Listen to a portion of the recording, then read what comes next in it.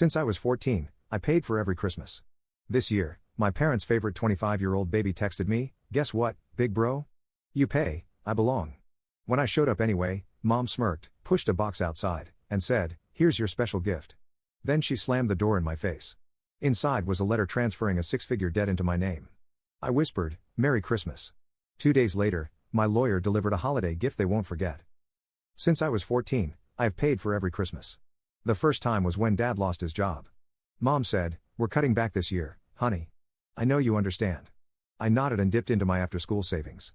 That was the beginning, the quiet expectation, the silent contract no one signed but everyone enforced.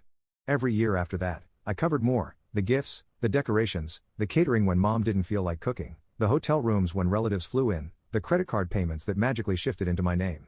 It became routine. Big bro will handle it. I handled it. This year was supposed to be no different until I got the text.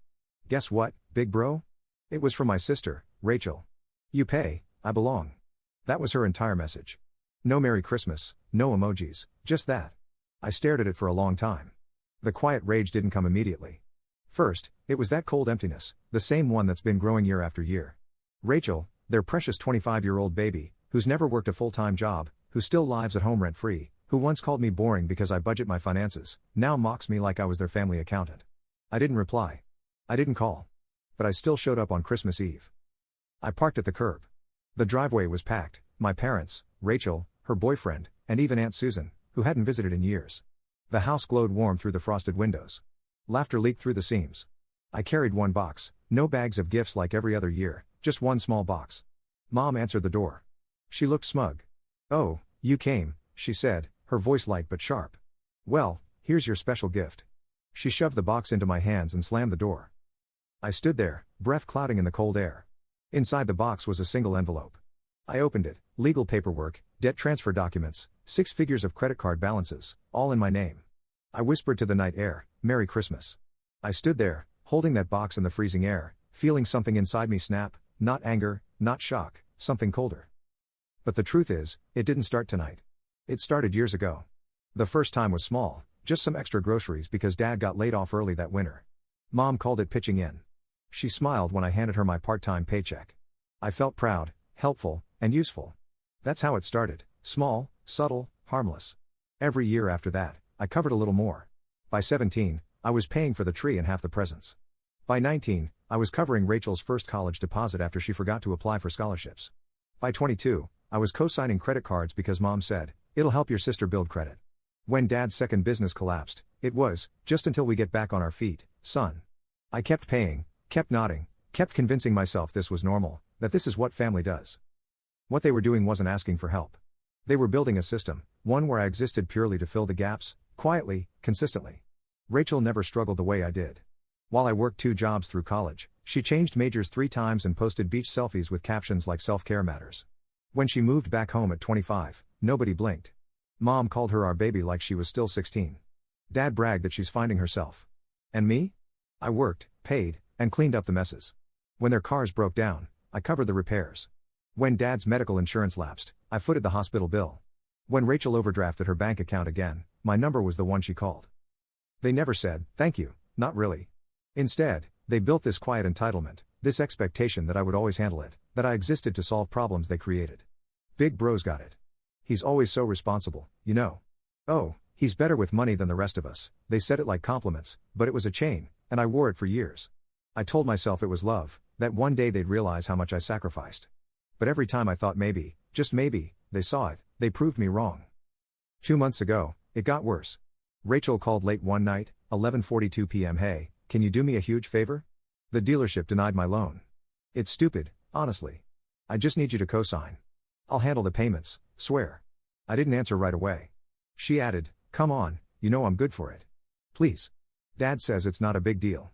And like a fool, I signed. Again. A $48,000 SUV, fully loaded, 0 down. She drove it off the lot like she won the lottery. I watched her post story after story, spinning the wheel, posing next to it, adding captions like "Manifestation works when you've got the right people around you." The right people. She met me. Update. 3 weeks ago, Dad called. "Son, listen, we're applying for a consolidation loan, just for a short period. We need your name on the paperwork to qualify for better rates. Strictly temporary. Trust me. My stomach twisted, but the words came automatically. All right. Because that's who I was to them, automatic, reliable, always available. But nothing prepared me for what arrived last week. A thick envelope, certified mail. Inside, documents transferring over $136,000 in credit card debt, lines of credit, private loans, all bundled neatly under my name. Co-signed, authorized, dated. Multiple signatures, all forged. It wasn't just one mistake. It was deliberate, planned, coordinated. They built this web for months, maybe longer, quietly stacking debts, opening accounts behind my back, funneling balances into my name like I was just another credit tool. They didn't even have the decency to hide it anymore. The final blow came 2 days before Christmas. Rachel texted me again. Guess what, big bro? You pay, I belong. No shame, no hesitation, just bold, unapologetic entitlement. I sat there, staring at her message, while outside, the world was covered in holiday lights, family shopping, kids ice skating, people singing carols. And I was watching my own family gift me 6 figures of debt like it was some twisted holiday tradition. I didn't respond. I didn't drive over with presents. But I did show up on Christmas Eve. I parked across the street. The driveway was packed, Rachel's SUV gleaming under the porch lights like some trophy I bought for her, Dad's truck, Mom's sedan, even Uncle Robert's car. The house was lit up like a magazine cover, perfectly staged for their version of the holidays. I could hear the faint hum of laughter from inside. They didn't know I was coming. I carried one small box, no bags of gifts like every year, no trunk full of surprises, just one box. I rang the bell.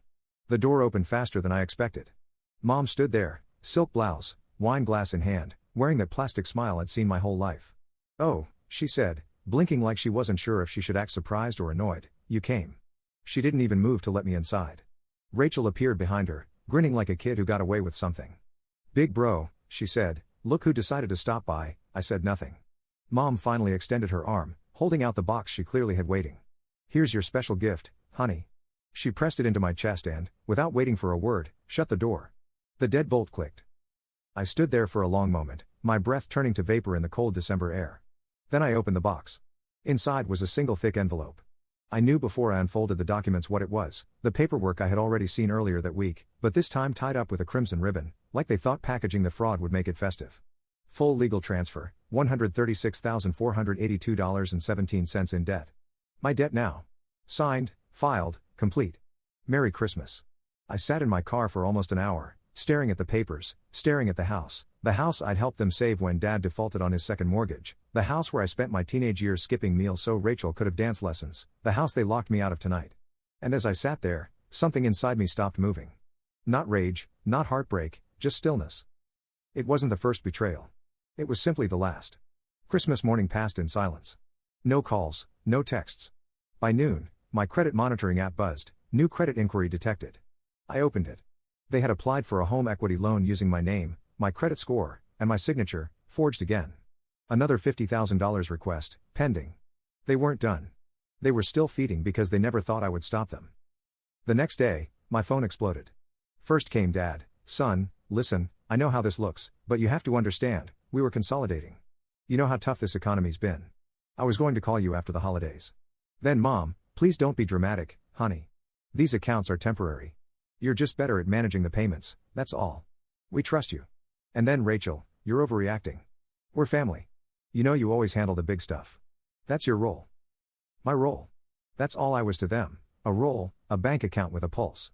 Not a brother, not a son, not family, just function. The final trigger came 2 days later. Jason, an old friend from college, texted me, yo, man, didn't know you bought your folks a second house. Big moves. Attached was a screenshot, Rachel's Instagram story, her posing in front of a new Craftsman house, bright smile, keys dangling from her manicured fingers, captioned, couldn't have done it without my big brother, the real MVP of the family. And below, in bold, hashtag blessed, hashtag family first, hashtag forever grateful. She tagged me, like it was some accomplishment, like this entire theft was a sweet holiday surprise. Final update. I stared at that picture for a long time. The comments underneath were worse, your brother is such a good man. You're lucky to have him. True family values. No one knew what she meant. They never saw the years of loans, payments, credit cards I cleaned up, the career sacrifices, the empty savings account. They didn't see the blood she wrung from me, only the bow she wrapped it in. That's when the numbness broke. But I didn't yell. I didn't call. I didn't send angry texts. I opened the black folder I'd kept locked for months, the full audit, the transaction trails, the forged authorizations, the accounts open behind my back. Everything I needed to burn their little empire to the ground. I picked up my phone and called Mark, my lawyer. He answered on the second ring. It's time, isn't it? I didn't hesitate. Yes. Start everything. They thought they had me cornered. What they didn't know was that I'd been preparing for this exact moment for years. I let them believe I'd always show up. Until now. It all collapsed faster than I expected. 48 hours after Mark filed the paperwork, the first wave hit, bank accounts frozen, lines of credit suspended, pending fraud investigations opened on every forged signature. I didn't even need to lift a finger. The system took care of it. I sat in my apartment, sipping my coffee, letting the phone vibrate nonstop. Every few seconds, another missed call, another voicemail, another text message full of panic. At 7:13 a.m., Mom called first. Honey, this is all a misunderstanding. We just need you to clear it up with the bank. Please, for the family.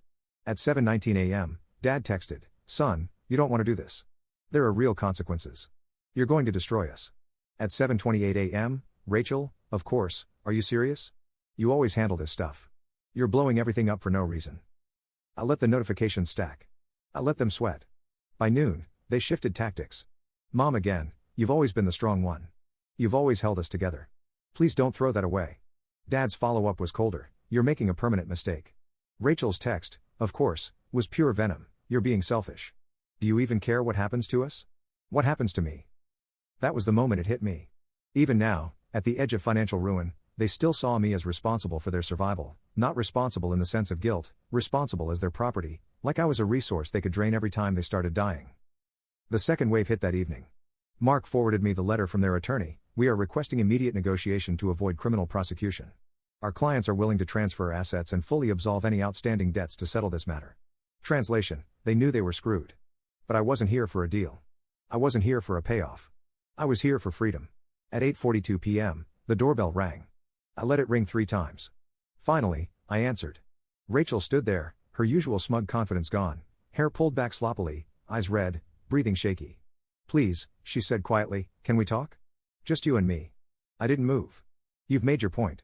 You're right, okay? Things got out of hand. We needed help, and you always helped. Her voice broke. Dad's panicking. Mom's sick over this. We could lose everything. I could lose everything.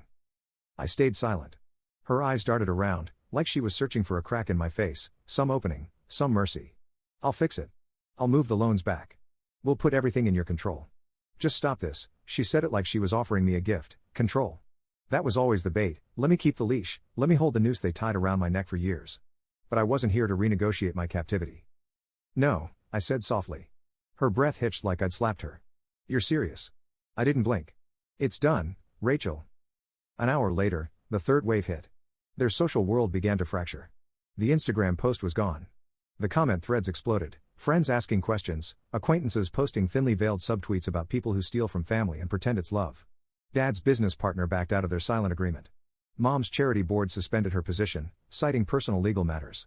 Rachel's precious online persona started bleeding followers as whispers spread. They built their lives on this curated lie of family perfection, and now the cracks were public. But the loudest silence was from inside the family group chat, the one that once buzzed daily with fake holiday plans, Venmo requests, and passive-aggressive guilt trips. Now, nothing. No Merry Christmas texts, no can you help with next month's rent, no can you spot me for this. Just emptiness. For the first time in years, I could hear my breathing. I made dinner, ate in peace, and drank my coffee while it was still hot. There was no celebration, no triumph, just stillness. And freedom. They thought I'd never leave. They thought I'd never fight. They thought I was too quiet. And now, they know. The fallout didn't end with frozen accounts. It kept bleeding into every corner of their lives. 2 weeks later, I received a certified letter from the county, citing foreclosure proceedings initiated on the property located at 481 Crestline Drive, their house. The same house I helped save years ago, the house I bailed out more times than I could count, the house they used to lock me out on Christmas Eve. Now it was slipping through their fingers. The calls never stopped. Dad tried a new angle. Son, don't let pride destroy this family. We can fix this together. Together. The word tasted like acid. Together, when did they forge my name? Together, when they moved 6 figures of debt into my identity. Together, when they posted only, I like I was there willing.